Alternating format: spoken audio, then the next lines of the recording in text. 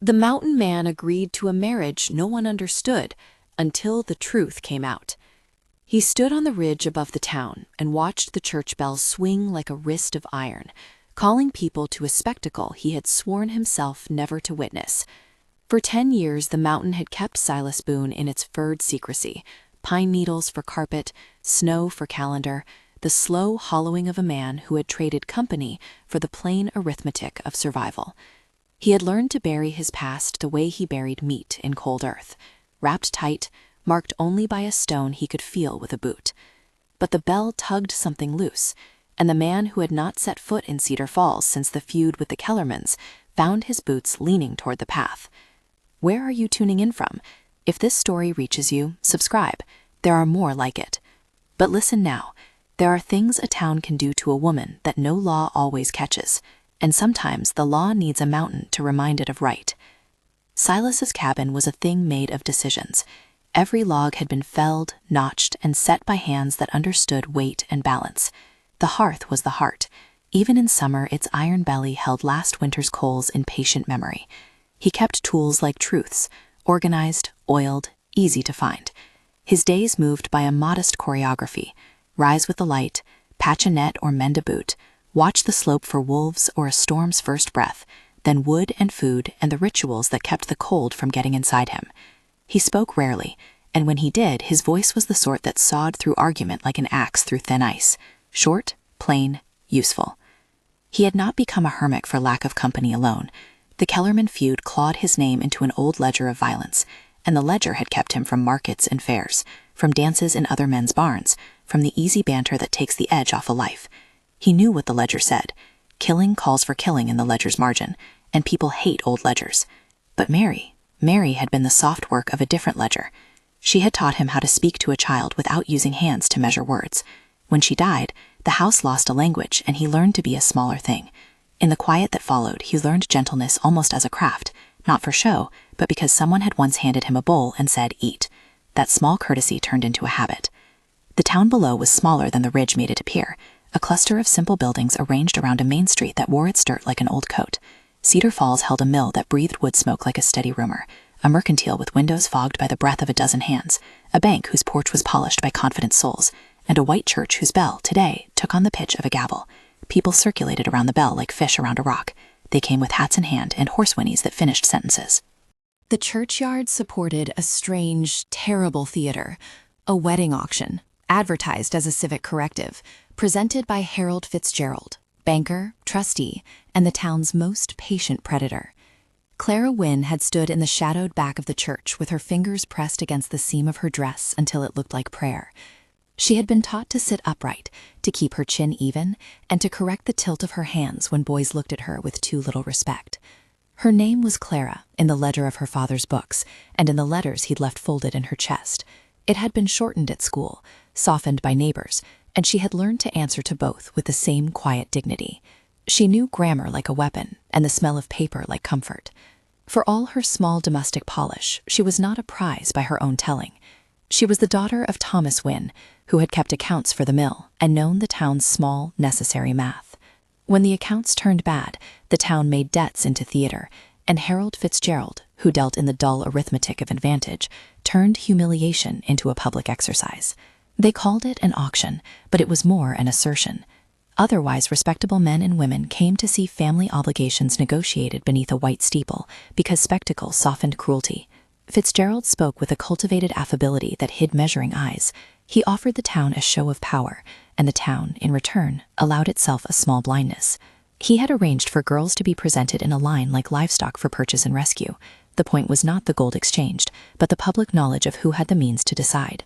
Clara had come wearing a dress she had mended twice, with hands that refused to tremble outwardly. Inside, she kept a ledger of her own, notes on the mill shipments, the dates her father had dined ill, the final figures he had not been able to settle. Harold Fitzgerald's smile worked like a gauze over a hand that moved for holdings.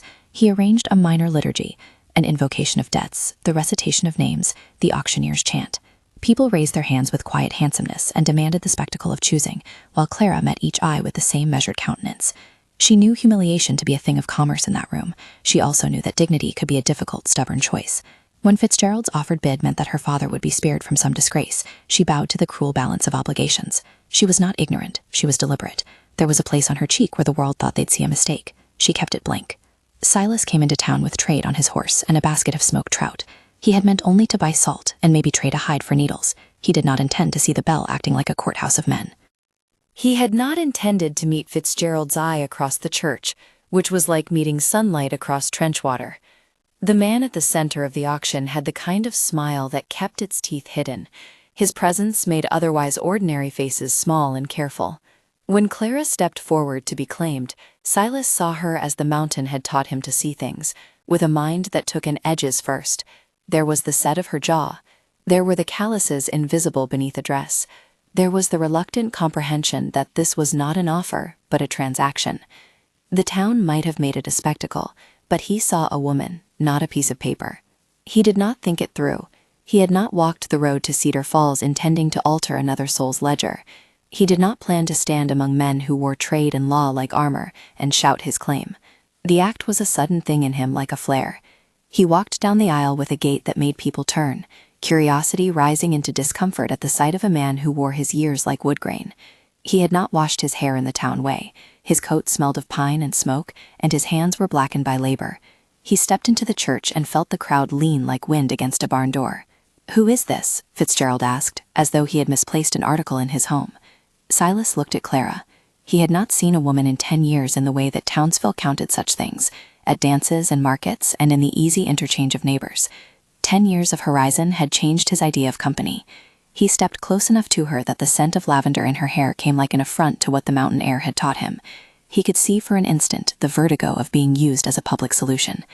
"I haven't seen a woman in 10 years, he said, and then because there was no other parish for impulse, and because his life had been measured in more immediate metrics than consequence, he kissed her. The kiss was not theatrical. It was an admission, blunt as an axe stroke. He declared his intent in a manner the town could not easily argue with. He had the gold, small, careful coin he had kept under a floorboard, the savings of a man who stowed away everything he could spare. He laid it on the small rough table Fitzgerald had arranged for the auction. He paid for the marriage in a way the town had honed, with currency and a clear refusal to be moderated by the banker's polite horror. People murmured as though some right had been broken. Fitzgerald moved first with a civility that masked the scrape of a knife. "This cannot be." "It is," Silas said. He spoke with flourish. "I marry her." Father O'Brien stood uncertain in his collar, a community man called to officiate because ritual helps a town make sense of things that frighten it. He was a priest who had baptized more than he had judged. His hands trembled only with the weight of ritual's gravity, not the small politics beneath. There was no elaborate ceremony. There was a contract of sorts, affirmation, the clumsy reading of vows that trod the line between the sacred and the practical, and then silences that felt like new maps being drawn on old, scarred land. When they left the church, horses stamped in the street, and people parted as if they'd been given a command to step back. Silas led Clara out as if he carried something both precious and dangerous. The town watched them as one watches a weather front, waiting to see if the sky would break. Some faces were shocked, others delighted. There are always people who take entertainment seriously. Fitzgerald's expression was a ledger refiguring itself. He did not shout, did not order men to seize coin back. He kept his hands in the habit of civility. He would be patient. He had patience. That was his craft. They rode north to the mountain, with silence between them that was not uncomfortable so much as new. Clara's hands held the reins with the steadiness of someone who had often sat on the edge of a precipice and chosen composure. She was not dumbfounded in the way the town wanted. She was considering. "Why?" she asked before the night swallowed sound. Silas looked at her without the performance of a man explaining himself. "You were to be sold," he said. "I don't sell women." "It was the town's doing," she replied. "My father's debts." "And your father's debts are not yours to drain," Silas interrupted, not unkindly. "I do not like the way towns trade their daughters like ledger entries." She met that with the quiet of someone who had argued with ledgers for years. "You didn't have to spend your savings for me." "If I had not," he said, "I would have been left with the watch of a sin I could not sleep beside. You would have gone to a place that calls itself mercy and looks like payment. I chose." The cabin welcomed them like a secret to be kept. It smelled of resin and the faint ghost of old bread. Silas's life was visible in the arrangement of small things. A bookshelf of utilitarian texts and one faded volume Mary had prized. A cradle carved and now full of tools. A quilt folded over a chair with geometric patience. He showed her the hearth and how to coax a lasting fire. She watched him with a curiosity that hung between admiration and an intensity of need to belong. Their first nights were awkward in the way two strangers share a small shelter after a society has moved the goalposts under them. They kept watch, each in his or her way. Silas by the window, listening to the slope's draft and the soft conversation of pine. Clara by the table, where she traced the grain of a wooden spoon with a finger. They ate in silence at first, then with the mannered politeness of people starting an experiment in cohabitation. Teaching one another became a form of courtship in its own right. Clara proved adept at learning practical things, but there were comical setbacks. She burned the first pot of beans because she underestimated the patient, constant motion of a mountain stove. She learned to sew a patch under Silas's instruction, and her hands were steady enough to stitch straight lines, but unsure when the leather required a harder, surer pull.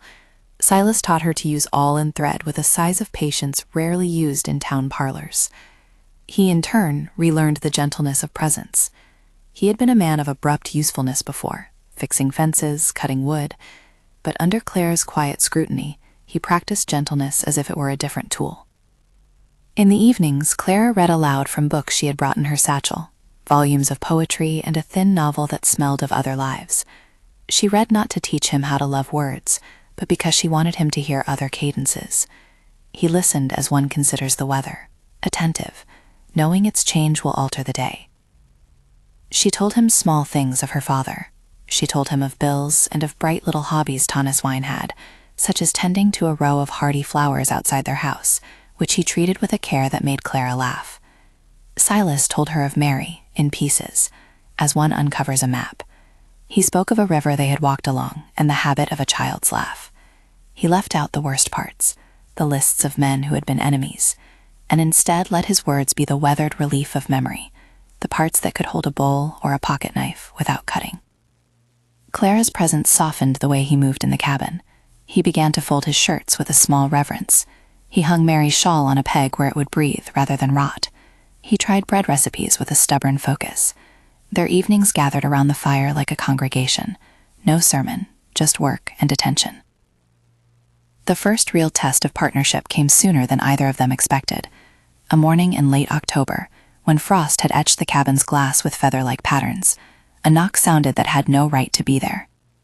Silas opened to a man with the face of a courier and the hands of someone who had not taken to the mountains. He carried a paper that had seen town square light and other people's fingers. "Wanted poster," the man said, folding the paper open for Silas's eyes, even though no sheriff had ordered the posting in these parts. "Came through Cedar Falls, calling on strangers and those who harbor them. Mentioned your name." There are things a mountain life does not prepare a man for, and the small bureaucracy of a town that polices reputation and rumor was one of them. Silas had been content with the ledger that the woods allowed him. A town's ledger was different. He slid his finger on the fold of the paper and stared at his name in ink. Someone in Cedar Falls had painted him black again. The poster was not subtle. It named him a fugitive in a manner that made everything thin and brittle. Clara watched him take the paper as if he was holding a coin that might be counterfeit. "They don't have cause," he said.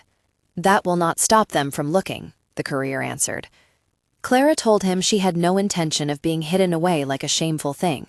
"I am not property to be guarded," she said.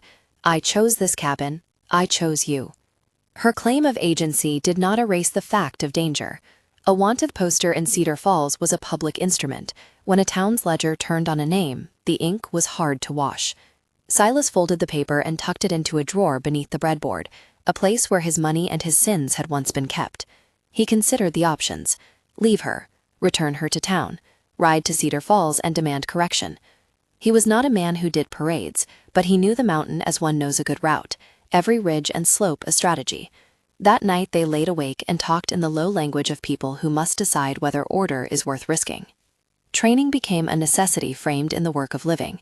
Clara agreed to learn to shoot, not because she loved the idea of violence, but because she wanted the competence to answer a threat without being moved like a reed. Her first lessons were halting. The rifle Silas brought from a peg smelled of oil and cedar. He showed her how to stand, how to breathe out the unhelpful noises that make a bullet scatter, where to place her cheek against the stock so her eye could meet the sight like a promise. She flinched at the recoil the first time and laughed, not in derision, but in a small, honest surprise at her own body's betrayal. He taught her correction after correction, coaxing steadiness the way one teaches a child to hold steady on a beam. "Steady," he would say. "Like your hand over the pot?" she replied once, drawing the imagery without thinking. He smiled. It was a small stretch of his face she had not seen often. Gentle as you mean it.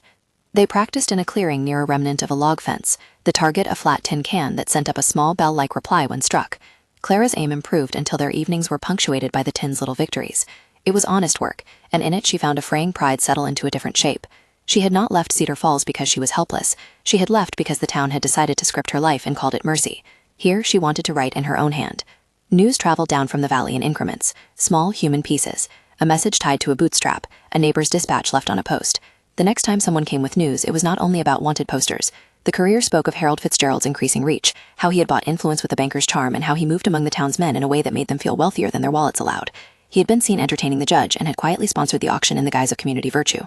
The town's ledger was being rewritten, favor added to his column like a slow, careful margin. Clara listened to these reports with an old clerk's attention. Details mattered. That was her language. If Fitzgerald controls the ledgers, she said, then he controls what people see. He can make truths into rumor with a well-placed coin. Then he forgets the mountain, Silas replied, almost to himself. They found 2 little signs in the cabin that told of other hands. A boot print by the pantry, a scrap of paper tucked into the hearth, the faint smell of tobacco that did not belong to Silas. Someone had come to the mountain and left like a shadow. Clara's curiosity made her restless in the way of those who organized facts. She would pry a floorboard to see if something secret waited beneath. Her fingers found the small roughness of a hidden seam in the floor under a meager rug, and she dug gently, mindful. Beneath lay a folded scrap, a page torn from a ledger, edges darkened as if by time and haste. On it, a few sentences had been written in a cramped hand. The ink had bled on the edge. There was a dark, curious stain that, though the light of the cabin softened it, suggested the scrape of violence without showing it. She kept the page close to her chest, as though its edges could answer a question she had been taught to ask. This came here for a reason, she said, letting the thought hang like steam between them. Someone hid something. Someone trusted whoever lives here with it. Silas took the scrap with the care of a man who dealt in wood and edges. He felt under his boots for the place that had been hidden, imagining the hands that had trusted him enough to leave evidence. Jacob Morrison, an image the town had taught them both to consider, came up in her mind and in a town's whisper, the night clerk who had kept a ledger of his own, who had known what Fitzgerald pretended not to know. There were stories in Cedar Falls about Jacob that did not speak of him as loudly as they spoke of Fitzgerald's manners, but the way Jacob had kept records in the inn had been the kind of stubborn truth that towns find almost impossible to ignore. They did not know yet what the scrap meant, only that a town's secrets had found their way into their cabin. The mountain had not taken them entirely away from the world. It had only delayed the moment when the world would call again for reckoning. Clara pressed her forehead to the wood of the table and said, softly, "If this is what I think it is, then your marriage will be looked on like madness." Silas did not answer with words. He thought of Mary and of a life that had once tried to live within a different code. He thought of ledger lines, and how they looped into people's lives until they pinned them like flies. He put his hand over hers on the scrap of paper and squeezed. A man making a small, practical promise rather than a grand speech. He would be there to see the ink for what it was, not for what the town declared it to mean. Days gathered into a rhythm of work and cautious study. Clara learned to split kindling without bruising the wood. She learned to mend a coat without making the stitch show like an apology. They walked the slope together and argued the merits of different herbs, when Clara declared that time could be improved with a sweeter balance rather than a heavier hand. They discovered each other's silences. His, that was a tool for surveying danger. Hers, a ledger of reasons. In the evenings, they would test the small domestic rites of a married life, making a pot of coffee together, repairing a latch, sewing a patch onto a coat. On a light afternoon, while clouds built their slow, noble geometry over the pines, a rider stopped at the cabin. He was not fit for the mountain. His boots were town-made, his coat folded like a book. He was a small messenger from Cedar Falls. The town's reach had extended like a corded rumor. He gave them news wrapped in the coolness of a man who knows when to measure speech. Fitzgerald's men had posted a statement in the town square that painted Clara's disappearance as abduction. The sheriff, under pressure and under the banker's influence, had put a price on the woman's location, as if her freedom were a commodity to be reclaimed. Clara listened without flinching. "If they choose to tell truth as a thing they only pay for," she said, "they will find a place where the mountain does not buy its silence." Silas, who had been thinking in smaller, more immediate ways, set his jaw. His life choices had once been marked by quickness, and then by a long, slow attempt to make up for what quickness had taken. He took in the courier's words like measurements for a door he would not close. That night, they taped the scrap of paper to the inside of a cupboard where light could not make it betray them. They sanded the floor at the place where someone had hidden it, as if touching the wood might smooth out the memory. Clara read from the ledger she had kept in town, a thin collection of notes on the mill, names connected to numbers. She pieced together a map of money and motive, while Silas made a list of practicalities, routes, places to hide, who in the town might come with a warrant, and who might be willing to speak the truth. They were two different sorts of people learning to make common cause. He taught her how to move without heralding their presence across the ridge. She taught him to look for the small betrayals in a paper's fold. In the quiet that followed, the mountain offered no answers, but provided the space for intent to be made practical. The cabin, which had at first been a shelter for two strangers, became a workshop of alliance. Weeks passed with a pace that had its own kind of urgency, slow in its outward gestures, fierce in its inward turning. Clara's hands grew knotted with callus now, in places a townwoman's would not know. Silas learned to sit and let a story continue to its end, without interrupting it with a practical observation. They began to fit together in ways that were both useful and gentle. He learned that a shelf could be a place to hold not only tools, but books, and she learned that a tool could be a means of care rather than a threat. When they slept, they were closer in the folded way of people whose days were threaded together. Yet the town remembered them. News circulated like a migratory bird, a rumor here, an accusation there. Fitzgerald's patience did not drop away. His reach flexed with the caution of a predator willing to wait. He had a way of letting the law do his bargaining for him. While Silas set snares and repaired fences, and Clara spelled out the names she knew in ink, the banker's networks wound like a hidden route through cedar and soil. One evening, a sleigh bell chimed through the cold, not from a distance, but from the direction of the road carved into the slope. A man of the law, Deputy Marshal Carter, came to the cabin with stiff civility and the sign of town uniforms. He carried with him the posture of a man who had once been willing to be bribed by convenient definitions of order, and had since been learning to weight justice more than comfort. His eyes scanned the cabin with the slow appraisal of someone who had been taught to disbelieve simplicity. "We have a warrant," he said, folding a paper like he meant to read it. "From the judge in Cedar Falls. We need to take a statement." Clara stood. "I will answer. I will say what is true," she told the deputy. Her voice had a flatness that made the deputy look at Silas as if the two were partners in a small kind of madness. Silas had never liked uniforms. They tightened the world. But he could also read a man's posture.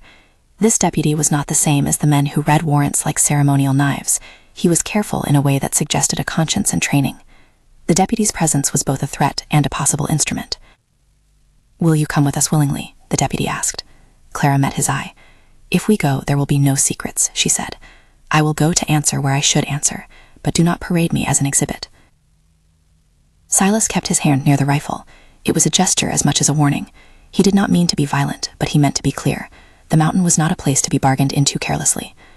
The deputy, sensing the thinness of performative authority in a place he did not own, folded his hands and said, "We will need to make sure you travel safely. There are certain protocols." Clara was familiar with protocols. She had been raised in their arithmetic. "I will travel," she answered, "but I shall not be treated like a ledger being paid off." The deputy hesitated, acknowledging the truth of her words. He would file his report, he said, and they would coordinate a time. He left with an air of politeness that wore its own stiff uniform. When the sleigh tracks faded into evening, Clara and Silas remained standing in the cabin's door, a silence between them like a thickened cloth. "Do you trust him?" she asked finally. "Not entirely," Silas said, "but he's not Fitzgerald." It was the smallest consolation. Outside, the woods listened and kept what it had been taught to keep: wind, snow, small mountain deaths, and the fact that humans were complicated things who tried to be better. They prepared anyway. Clara sewed pockets into a coat and learned how to tuck letters into seams. Silas fixed his pistols and laid them where both could reach them in the night. They packed the few valuables they had: coins, the ledger scrap, a bundle of shorts, the small book of Mary's poetry that had the feel of a carved thing. They had not yet decided to go to town to demand accountings. They were not yet sure whether they would stand in a courtroom or the street. Between the mountain and the town lay decisions that would either bind them together or make the marriage look, once more, like a cruel, impulsive joke. On the last night before the choice had to be made, they sat by the hearth with the fire's slow, practical conversations. Clara unfolded the scrap of paper and smoothed it where the stain would not smudge. "This is why I'm glad you kissed me," she said suddenly, the strange humor of survival making room for something more tender. It was a foolish thing, but it was decisive. Silas looked into the fire and into her face. "Foolishness is sometimes a way to keep your hands busy while the world argues for you," he said. "I married you because I didn't want you sold. I did not marry you so that the town would understand. I married you because I thought it right." She reached out and took his hand, calloused and sure. "And I chose to stay at your cabin," she said, "not because I needed to be rescued, but because I chose to be someone who will stand with you." Outside, the mountain shrugged off clouds, and the moon drew a thin line across the pines. The future sat with them like a third person around the hearth, patient, waiting, demanding a ledger of its own. Silas thought of his life and what the mountain had taught him about patience, that it is not passive, it is the shaping of a slow, steady hand. They decided then and there that they would go to Cedar Falls, to put what they had into words. It was not a naive decision. It was an act rehearsed in small truths and practicalities. They would use the scrap. They would stand in a town where their marriage had been scoffed at and insist their version of things had weight. They would demand that the ledger be revised. But the mountain had more to give them before they could leave. Clara, restless as a woman who keeps lists, decided to search the cabin more thoroughly for anything out of place. She pried at walls and checked seams, coaxing wood as if it would speak. In a small seam behind a plank of the pantry, where flour had sometimes leaked from sacks and left the wood sweet, she found a folded packet. It had been tucked away with the deliberation of someone who wanted the truth to be both safe and discoverable only by those who had the patience to look. She opened it with fingers that trembled, a tremor not born of fear, but of a recognition that someone had placed upon this mountain a responsibility. Inside were letters, folded and careful, written in Jacob Morrison's cramped hand. They were short notes, pieces of ledger and confession. The handwriting was hurried, but the logic was clear. Jacob had been aware of tricks in the bank's accountings. He had been keeping records, saving names, noting transactions that did not match the town's simplified ledger. He had been afraid. His bequest to whoever found these things was not vengeance, but truth. One of the letters spoke plainly. "If I die and Fitzgerald moves to make you a quiet thing, hide these where the mountain will keep them until someone who remembers will find them." Clara's face paled in that particular way that happens when a small truth moves to the front of a life and refuses to be dismissed. She read the letters aloud as Silas listened. The mountain holded its breath outside. "He kept proof," she said. "Jacob knew. He hid numbers and names, payments and threats. He had the ink of a town that does not like to be bluntized." Silas felt a coldness that had nothing to do with the weather in his chest. The mountain man, who had married on an impulse, and who had thought he was protecting a woman from a town's transaction, realized how small his impulse could be if the evidence upheld more than a single grievance. If Jacob's notes were true, if there were a network of small thefts, embezzlements, and murder, then the town's ledger might shift its weight. The marriage that had seemed irrational would now be the hinge on which truth could swing. They could not breathe the same afterwards. The mountain's air tasted like responsibility. Clara folded the letters back into the packet with a care she would have given to a living thing. "This is the truth," she said. "Not the truth people speak in public under the influence of a man who counts his favors. This is something that can be shown." Silas set his jaw. It was a simple thing, and the mountain's lessons lined it like a blade. "Then we go with it," he said. "We won't let a banker make a play for our lives. We will ride to town and give these to someone who will listen." She looked at him, and in his gaze he saw both the stubborn ledger and the human warmth of the choice. They had not been married long. In town, they would be a curiosity. But more than curiosity, they might be a reckoning. They did not yet know the cost of that reckoning. Outside, under a sky that had the pale patience of winter, a fox left a trail where the snow would soon cover it. Inside, the couple packed the small bundle that would carry them back to the town, where a belle had once called women like things to be arranged. They tightened straps and adjusted coats. Silas placed a pistol and the letters where his hand might find them quick. Clara tucked a small book into her apron, the words of another world folded beneath their daily clothing. As they closed the cabin door, Silas paused and looked back at the place that had been his refuge and his reckoning. The mountain did not speak condemnation, it only watched, as it always had, like a patient elder. He took Clara's hand, and for a beat their fingers spoke in a quiet language, the language of two people who had chosen to make a life together, not because the town ordained them, but because they had deemed each other worthy. They rode down the ridge toward Cedar Falls, with the letters folded between them, and a weight that felt both frightening and right. The town's edge drew nearer like the rim of a knife. They would have to step into it soon. They rode into Cedar Falls at dawn's thin edge, the mountain shrinking behind them like a thing put away.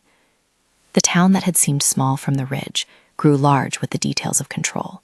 Flags at the general store, Fitzgerald's brass sign swinging gentle on his bank's porch, men on stoops who turned their heads in a particular rhythm when power passed by. People watched them come, some with curiosity, some with the readiness to tell the story the town preferred. Clara held the packet of Jacob Morrison's letters inside her blouse, as if it were a talisman. Silas kept his eyes low, taking stock of lanes and rooftops. They went first to the inn where the judge lodged, and where rumor held all private affairs that could not be aired in the square found a room. Clara had managed, in the mountain's slow way, to sketch a map of allegiances. Judge Harrison was known to be a man who kept his bench clean of theatrics, wary of Fitzgerald but not bought by him. It was a thin hope, but Clara had a plan that did not rely on public process alone. They slipped along the inn's surface alley at midday, where the stables shed their odors, and where common folk moved without spectacle. Clara, who had mended coats and known the cadence of servants' steps, walked straight into the kitchen door wearing a borrowed apron, carrying a basket of bread. The woman at the hearth, a Mrs. Henderson, who worked for the judge, glanced up with the sort of surprise that met anyone who did not bear the town's habitual fear. "Fresh bread?" Mrs. Henderson asked, and Clara murmured that the mountain air improved any loaf. She set the basket near a shelf and let the conversation remain as small things often do: flour, oven heat, a request for more coal. A back door leaned open a hair when the innkeeper passed. The cellar beneath the inn ran like a small, shadowed nerve toward the judge's chambers. Clara had counted on this. Every house of consequence had a servant entrance and a way for messages to move without a banker's eye. She moved with a calm that belied the noise within her. She had memorized the letter's sentences, the names of men who took funds not as legitimate fees, but as carriage for private gain. When she reached Judge Harrison's private door, she was muddy at the hem but honest in speech. "Judge Harrison," she said, "I must speak with you about a wrong the town does not admit." The judge, a man with hands softened by ink and the habit of weighing speech, looked up from his ledger as if he had expected the world to always seek his account. He read her face before he read the paper she handed across his threshold, the quiet acceptance of someone who carries grief, and the determination of someone who will not be counseled into silence. "You are the woman the town calls a curiosity," he said, not unkind but stiff with his duty. "Sit. Tell me plainly." Clara unfolded Jacob Morrison's letters. They were yellowed and hurried. They smelled faintly of wine and of the inn where Jacob had kept vigil. The judge read one, then another, his brows knitting not in puzzlement, but in the sober way of a man who is counting wrongs. The letters named sums, dates of transfers, the mills where invoices were doctored, and a line she could not read without the sharpness of a heart. A note that spoke of a night when Thomas Wynne had been visited by men claiming to secure paper, and how his ledger had changed the next day. There was no flourish of accusation, only the bare bones of record. Judge Harrison's hand trembled the tiniest fraction as he offered her a cup of tea. "These are claims of theft and a hint of darker things," he said, "but accusations need witnesses. Written words may open a warrant, but I must be certain I do not set a town into chaos over a scrap." "I will be your witness," Clara said. Jacob kept records. He feared being silenced. He hid these in the mountain, trusting whoever lived there would understand what he could not finish. "I will speak to every line." The judge leaned back and considered the weight of a warrant in a town that preferred order to inquiry. He knew Fitzgerald's hand too well, the way the banker's good manners bend public will. Still, the law had a shape, and the bench had the responsibility to give it form. "I will ask Deputy Marshal Carter to assist," Judge Harrison said. "We will draft papers. We will need to move with care, for if these are true, we remove a man standing and place him before his peers." Clara's shoulders unknotted a fraction. It was more than she had hoped before coming down the mountain. The judge's caution was useful. It would give their plan validity. Yet the very caution the judge offered also gave time for a banker to prepare his defenses. Time was a currency Fitzgerald knew how to buy. By arrangement, Judge Harrison summoned Marshal Carter to meet at the inn after supper. Carter arrived bearing the honest stiffness of a man who had been learning to be less pliable to easy coin. He had watched Silas and Clara passing through town earlier and had filed that sight behind other duties. However, when the judge set the letters before him, Carter read and found his own patience shortening. He had a sense that the country's fabric, thin as it was, might tear if the banker's shadow was left to stretch. "We will need witnesses," Carter said, practical as a man could be. "We will need to serve warrants and seize papers. We will need to do it publicly so all can see the law hold. But I'll not put Clara in a public peril until I know enough to keep her safe." The judge asked the marshal to secure a warrant for Fitzgerald's private accounts and for any ledgers found in his offices. He left the papers in Carter's hand and spoke in the quieter tone of a man who must shepherd a town's conscience. "We will go at first light.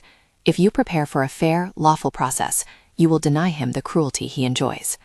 Meanwhile, word of Clara's presence and the judge's attention reached Fitzgerald's glassed windows with the slow inevitability of a shadow. He had breakfast as if in a drawing room and set servants to deliver a note to the judge requesting time, a polite maneuver to show reasonable moderation while he marshaled his men. For Fitzgerald, time meant the chance to sway a clerk, to call a witness on his side, to find a way that the letters could be dismissed as the handiwork of a disgruntled clerk. Silas watched all of this like one reading a weather map. He knew exactly what a man with pockets of influence could do when a warrant touched his name. He wanted the king of the bank's crown to be plucked publicly, not by the town pulling at a loose thread, but by a court that could not be bribed by the cost of courtesy. He also understood that Crawford's patience, Fitzgerald's patience, was a weapon. The couple's plan therefore had two parts: legal force at the bench and a diversion that would make it difficult for Fitzgerald to gather his private militia. They agreed. Clara would remain under the judge's protection until the warrant could be served. Silas would create a disturbance that would draw men away from the bank. It was a simple strategy: disrupt the attention of the bank's muscle and let the law move. Silas was not a man who sought glory. He merely knew how to create a problem compelling enough that men in polished shoes would have to answer it. On the appointed morning, as fog clung to the river and the town was still rubbing sleep from its eyes, Silas climbed the bell tower. Its ladder was old and sang under his weight, but it brought him to a place above town where sound could be work. He intended to ring the bell, not as warning, but as a summons, a call that would pull men to rooftops and streets. He wanted a public noise, a human confusion that would give Judge Harrison's warrant a narrow window. He rang the bell once and again. It pealed over the town like a thrown stone, and soon men spilled from houses and shops, hats in hands and eyes peering for threat. Fitzgerald's men, hearing the clang, rushed to the square, thinking to reassure citizens and assert order. Silas had counted on that. The louder reaction he could draw, the fewer men would stand guard beside a bank's polished door. But Fitzgerald had been prepared in other ways. He had kept a few trusted ones in reserve. As the bell tolled and men gathered, someone in the bank's shadow fired a shot toward the tower, not with the intention to kill, but to frighten. The sound split the morning. Men at the square scrambled for cover. Silas, up in the tower, felt the jar more than heard it. His body reacted with the clarity of the mountain. Measure your ground, see your exits. He moved in the belfry with a quiet efficiency, barricading the ladder's base with a board, knowing a stand at the tower could buy the bank time, but demanded physical resolve. When men came up at the tower, Fitzgerald's men among them, the air changed. Voices hardened. A man with a pistol leveled his hand. Silas, who had not wanted a fight but had accepted violence as a possible tool of defense since he had been a younger man, took the measures he knew. He kept to the center, used the bell's rope as cover, and answered only when he needed to. He fired to disarm and steer rather than to kill, and men answered with the same roughness. It was not a cinematic exchange, but a desperate business of instinct and survival. A bullet ripped through the wood near his shoulder, and for a shocking moment the world was an immediate, simple ledger of pain and the counting of breaths. Down below, Judge Harrison and Marshal Carter served the warrant. Officers entered Fitzgerald's office with the warrant held like a small white flag of law. Fitzgerald protested with the easy civility of a man who was used to making disagreeable things disappear with sums and smiles. He tried to charm, to delay, to call someone to attest to his character. But Judge Harrison had the letters and Carter had the law. Men seized records and carried them like dry goods out of the bank. The scuffles in the tower and the business in the bank reached a crescendo simultaneously. Men in town raised voices and a few shots rang, but the judge's commissioned men were steadier. They found, beneath Fitzgerald's polished desk and in a locked ledger box, entries that matched Jacob Morrison's notes, transfers to an account under another name, payments made to silence witnesses, and a notation that matched the date of Thomas Wynn's last ledger entry. The evidence was direct enough. It showed a theft pattern and an attempt to conceal a man's death behind routine bookkeeping. When the crowd in the square realized the law had the banker's papers, silence followed like an exhausted sound. Fitzgerald, who had always worked from the shadow where the law could be charmed, felt his power erode. He spat his civility and called for men to shield him, but Marshal Carter held him in handcuffs as if he were a common thief, because in the end, a man with a ledger's dishonest columns is simply that. All at once, the town watched the spectacle it had enabled be turned on its head. Men who had applauded Fitzgerald's careful exercises of influence now had to decide where they placed their loyalty. Some looked away. A few whispered apologies they would not say aloud. Others, those who had never been comfortable with the banker's polished ways, watched with a slow reclaiming of right. Silas fell from the tower in the confusion of the fight. He was found by two of Carter's men behind the belfry, battered and bleeding, but alive. His left arm bore a wound, and his ribs ached like a door left to creak in the wind. They carried him gently, like a thing that had been made useful and now needed mending. Clara, having watched the legal process unfold, fled the inn to meet him at the edge of the square. She pushed through the crowd with the letter still in her hand and saw him raised and placed on a bench like some small work of art that had been roughly used. "You made them look up," she said, not a question. He looked at her with the blunt affection that had become his language. "I made noise," he answered, "and you made paper speak." The judge read the letters aloud in a packed room that afternoon, and one by one the names in Jacob Morrison's hand were confirmed by receipts and witness accounts. Mrs. Henderson, small and resolute, came forward to say she had seen Fitzgerald meet Thomas Wynne in the late hour to discuss settlements, and that Thomas had not looked well afterward. A clerk from the mill gave sworn testimony that invoices had been altered. Even a man who had once praised Fitzgerald in the saloon said he had received coin for empty pledges. The law took its course. Fitzgerald was indicted for embezzlement and accessory in the concealment of Thomas Wynne's death. He protested with the assured politeness of a man convinced that the town owed him mercy, but the paperwork and witnesses folded like a net around him. In the chaos that followed, as the judge ordered Fitzgerald's temporary imprisonment while the full proceedings were arranged, a different trouble arrived, like another wind across an already shaken plain. Vincent Kellerman rode into town with a small band of men at his back, the son of the family Silas had killed in the old feud. Vincent's face was taut with grief and a fierce, uncomplicated desire for justice as he saw it. He had watched Fitzgerald's arrest and heard the whispers about Silas's return. His grief had not softened in the years. It had organized itself into a clear intention. Clara saw Vincent across the square, with the way the mountain had taught her to read faces, a man whose anger matched his loss in neat measure. He spurred his horse toward the bench, where Silas lay supported by Carter's men. People stepped back, some with pity, others with fear. Vincent's hands were steady on the reins. He did not bark threats, so much as carry their weight like a knife. "You are the mountain man," he said, voice flat. "You are the one who killed my father." Silas, who had bled, and who had lived a decade for the cost of that blood, did not flinch from the man.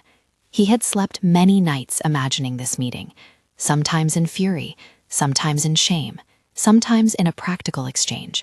But the sight of Vincent hardened a part of him anew. "I have lived with what I did," he said. "If you seek a ledger of vengeance, you will not find satisfaction in it." Vincent's first movement was toward violence, but Clara stepped between them. She had seen men die without meaning, and knew that another such death would not untie the knot between bloodlines. She had also seen the letters. She knew now how Fitzgerald had used townspeople, how he had moved sums and claims to set families against one another for his gain. She reached into her blouse and produced Jacob Morrison's packet. The pages were soft and folded, but whole. She walked up to Vincent, the letters in her hands like proof and like an accusation. "You have a right to hold me angry," Vincent said, but he watched her hands as if hoping for a trick. "Read," Clara said, because there was a reason for every tear. She read the ledger entries that showed payments from Fitzgerald to accounts associated with men who were now dead or disposed. She read how Thomas Wynne's last accounts had been adjusted, and how Jacob had noted threats against him when he resisted. Her voice did not yell, it measured the facts. Vincent's face changed as if the ledger were a mirror. He read the names and the sums, and then the notation that linked a payment to a night when men had come to Thomas Wynne's house to arrange accounts, and how that had been the last thing before Thomas's death. For the first time, the aim of his grief blinked. This was not merely a feud between families stitched by pride. It was a pattern of men using other men as instruments of their profit. "You mean Fitzgerald arranged this? Spent coin to make two families strike at one another so he could take advantage?" Vincent asked, incredulous and hurt. Clara nodded. He used ledgers like levers. He bought silence, and when men resisted, he had ways to make them disappear. Jacob kept the papers because he could not countenance what he saw. Vincent's hands went to the reins. His body had been set in motion for years by a single sentence whispered into his ear. Revenge. Now the sentence fractured. Instead of a single perpetrator, the ledger showed a man who manufactured enmity. Vincent's face slackened, not entirely relieved, for grief makes room slowly, but the burning line in his eyes flickered. "You would have me strike at a man who is trying to answer for his crimes," Clara said. "You want justice, not another list of corpses. Kill him and the ledger remains in place. Let the law take him and you keep the right to be human." Silas, hearing that, felt the odd, heavy gratitude of one saved from something he could not pay for. Vincent's horse took a step, then another, and the man turned his head as if seeing the town from a different height. He sat with his loss like a man who had been taught to carry stones, and the thought of adding another to the pile made no sense. He had come to kill one man, but found a pattern instead, an opportunity for the anger to flow into something that might make headway for the living. Vincent spurred his horse away without drawing a blade. In the days after, there would be questions about whether his withdrawal was mercy or calculation. For now, the town took the sight as a tentative reprieve. Clara had not spoken to him with sentiment. It was an appeal to memory and to a ledger of human consequences. He rode out of town, a wound in his heart, but a hand untouched by new blood. With Fitzgerald held and with the judge moving to organize hearings, the town began the slower task of unraveling what had been built on quiet theft. The bank's ledgers were opened, receipts compared to messages Jacob had saved, and little knots of small-town corruption were discovered and begun to be resolved. The process was not dramatic. It was work. Letters, testimony, cross-checking. Men who had prospered under Fitzgerald's attention contended with their own compromises. Some were publicly chastened. Others quietly made amends. The law did not provide catharsis. It provided a record. Silas was tended by the town's doctor and by Clara, who washed his wound with the steady hands she had taught herself to use. He was bruised and slow, but his spirit kept a steady place, like a mount alding a ridgeline. He recovered enough in weeks to stand by Clara at a small court hearing where the judge read Jacob Morrison's ledger alongside witness testimony. The tenor of the court was not triumphant. It was sober, careful not to turn justice into spectacle as Fitzgerald had turned cruelty into entertainment. The crowd that pressed into the narrow room did not clap when the banker was indicted. They watched, because it had been their town and they had a stake in its measure. Fitzgerald, who had once moved among them like a man who could buy the shape of their days, now sat with the knowledge he could not charm time away. He wrote letters asking for clemency. He sent envoys to plead character. The law measured, took testimony, and in its slow fashion put him before a process that would determine his fate. In time, he would be found culpable for embezzlement and for actions that covered up the circumstances around Thomas Wynn's death. The town's ledger would change its columns and names. But that verdict came after evidence, not before it. And it came because people had chosen to read the papers, not because someone chose spectacle for sport. After the legal proceedings reached a turning point, Judge Harrison, Father O'Brien, and a handful of townsfolk arranged something small, a proper blessing for Silas and Clara. They had been married in a burst of impulse in a church under a bell whose swing had meant different things. Now their union was recognized soberly, in a ceremony that stitched together community, law, and conscience. Father O'Brien read with hands that bore the humility of a man not immune to sorrow. The congregation stood with a quiet attentiveness. Mrs. Henderson's clucked softly, and the judge, in a private moment, offered a civil remark that felt like permission. Silas's vows were simple, in the tone he used for most things, plain, blunt, and true. Clara's were deliberate, chosen in the way she had chosen nearly every step she had taken in the months since the auction. There was a renewal of intent rather than a novelty of romance. They pledged to keep one another's ledger examined, to be witnesses to the other's conscience, and to build a household not out of property, but out of choice. In their faces were the traces of the trials they had passed through, a wound here, a softening there. People who had once watched with pleasure as Fitzgerald asserted dominance now found themselves cheerfully willing to see the couple take their place in a town made strangely new. Silas and Clara rode back to the mountain not as fugitives, but as inhabitants with a claim. The cabin received them like a patient friend, quilts flung open, pot on the hearth left to simmer, the mountain keeping its weather, but no longer its secrecy. They slept in a bed that had been altered for two, and what had started as a marriage that no one understood gradually became one that a small number of people in Cedar Falls accepted as right. There were, of course, after effects. Fitzgerald's allies grumbled and tried to purchase sympathy for the banker. Some men left the town in anger, taking their business elsewhere. The mill had a period of quiet turbulence as accounts were revised and creditors were confronted. Jacob Morrison's friend in the inn was giving a token of town gratitude. His death would never be chalked as forgotten again. In the weeks that followed, Silas and Clara built a new rhythm. The mountain taught patience, the town required craft.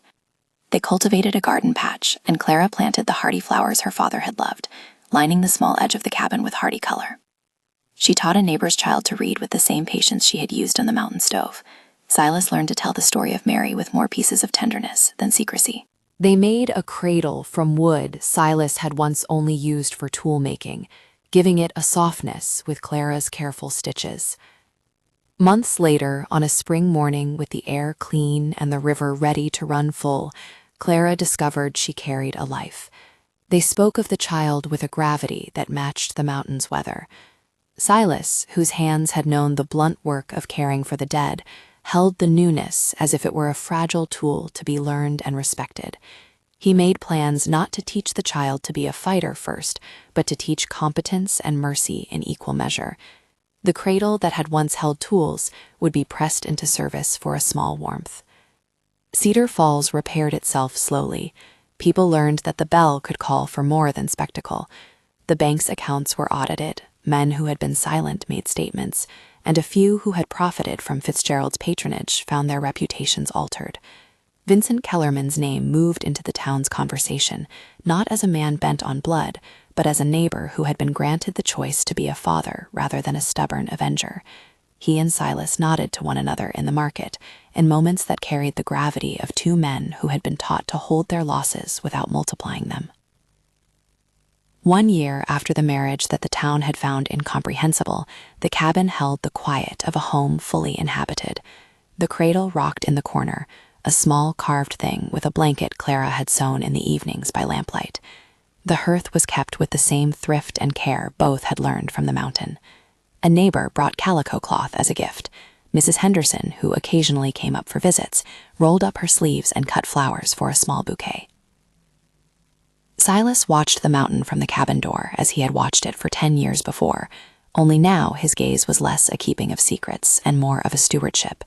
He had been judged many ways by the ledger of town speech: beast, hero, madman, protector.